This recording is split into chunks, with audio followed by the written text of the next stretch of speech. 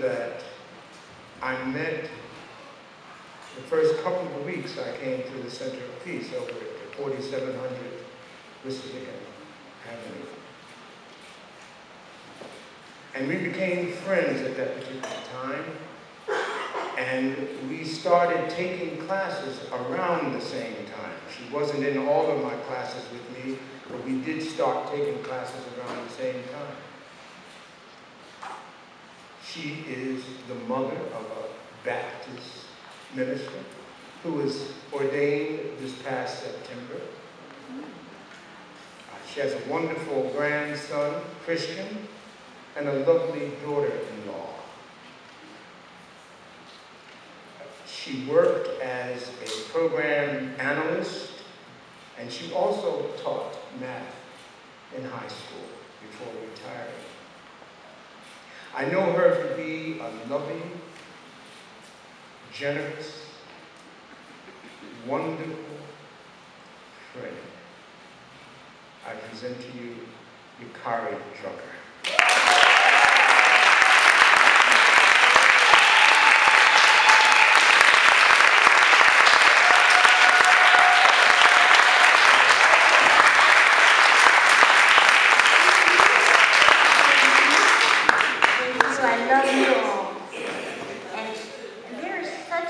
Power in healing, in music, and I really, really appreciate that today. Thank you. Well, this day finally came.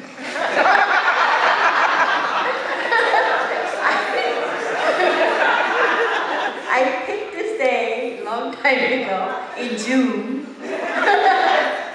because as a practitioner, we all have to give at least one presentation. And so I said, November, I'll be ready. and I was, and I think I am. I was a little bit nervous yesterday, but today I feel much, much better. And it's so good to see you from up here. You look beautiful. And my heart is just open and just joyful because I could feel this friendly, friendly spirit.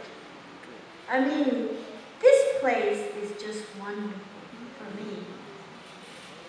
And when I came to the Center of Peace, which was about 5 years ago, and heard Reverend Sheila said that I didn't have to do anything, not one thing, to earn God's love. That God adores me already. And I thought, wow, that's wonderful. You know, what kind of God is that? I want to learn more about God like that. That God loves me just the way I am, not the way I'm going to be, or I should be, or I want, but whatever. I said, God loves me right here, right now, just the way I am. And I said to myself, what kind of love is that? This unconditional love of God. It was foreign to me. Because in my world that I lived in then, everything was conditional. Everything that I knew I could think of. Like if I were good, my mother would praise me, would give me reward. If I worked hard, then I get to earn my money and keep my job. If I did this, I did that. If I did that, I did this. Everything I knew was conditional. So I wanted to know more about such wonderful, wonderful God. And I also thought, well,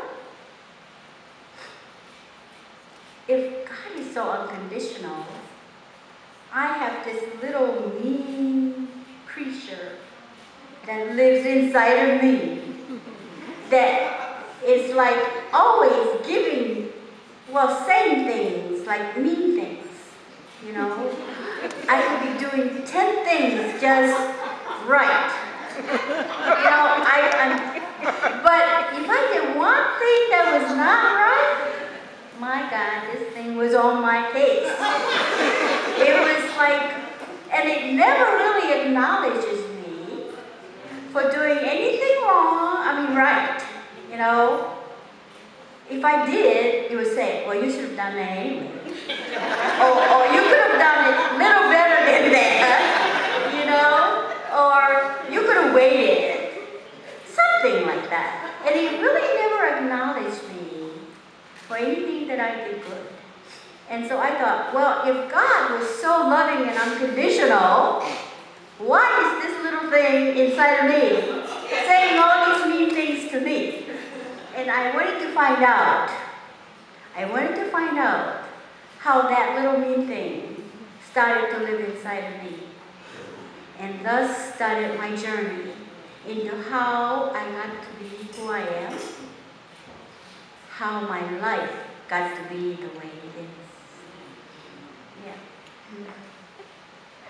I was born in 1943 in Yokohama, Japan.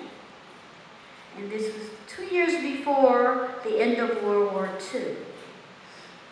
And yes, Japan lost the war and lost it really badly. And it was really hard for the survivors of the war, especially in Yokohama, because my city was burned to the ground due to this B-29 bombers kind of flew around the city, pouring gasoline over the city, and then they dropped bombs all over. So my city just became like a sea of fire, but couldn't kill us all.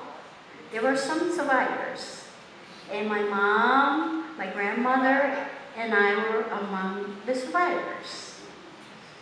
And my biological father was killed in Beijing, China. He was fighting a war he didn't believe in, and he never thought that Japan could ever win this war, but he could not say that, not in Japan, because if he did, he would be in jail. So like any proud Japanese man, he went and he fought, and we never had a chance to meet, not in this lifetime. So this awful war came to an end with dropping of 2 atom bombs, one in Hiroshima and one in Nagasaki. But my city, Yokohama, was far away from the cities that the bombs were dropped, so we did not suffer from the devastating effect of radiation. But it was still a desperate time for the people of Japan. My mother did what she could to provide for me and my grandmother. There were no jobs, especially for women. So my mother worked as a hostess in a nightclub. She learned English and met my dad and got married, a black soldier in the American Army. But I gotta tell you how my dad met my mom. It was that I was around 5 years old, and I was playing outside, and I liked to collect little pebbles and rocks. And in those days, since the whole city was burned, there were a lot of melted glass all over, everywhere. And I would always look and find them, and I put them in my pocket. And that's what I was doing. I was picking up some rocks, and I looked up, and there was this face, and very, a smiling face, and warm eyes. And I